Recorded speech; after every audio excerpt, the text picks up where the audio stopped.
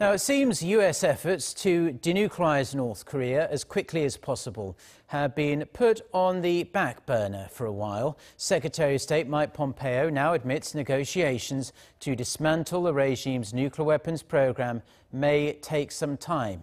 Lee Seung-jae with the details. A day after U.S. President Donald Trump stated there was no time limit attached to the dismantlement of North Korea's nuclear weapons program, his top diplomat Mike Pompeo echoed his boss's remarks at a cabinet meeting on Wednesday, saying the negotiations may take some time. Pompeo added that the talks between the U.S. and North Korea will be taking place against a backdrop of the continued enforcement of existing sanctions.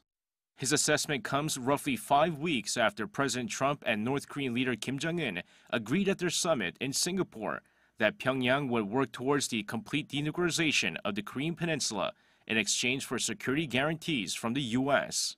Regarding the repatriation of American soldiers killed during the Korean War, Pompeo said North Korea is expected to repatriate the remains in the coming weeks, calling it commitment made by the North.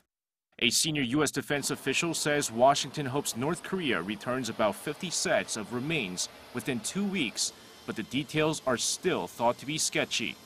This, despite 2 days of talks between U.S. and North Korean officials on the matter at the inter-Korean border on Sunday and Monday. Pompeo traveled to Pyongyang earlier this month, hoping to agree a roadmap for the regime's denuclearization, but he left empty-handed, and progress has been slow ever since.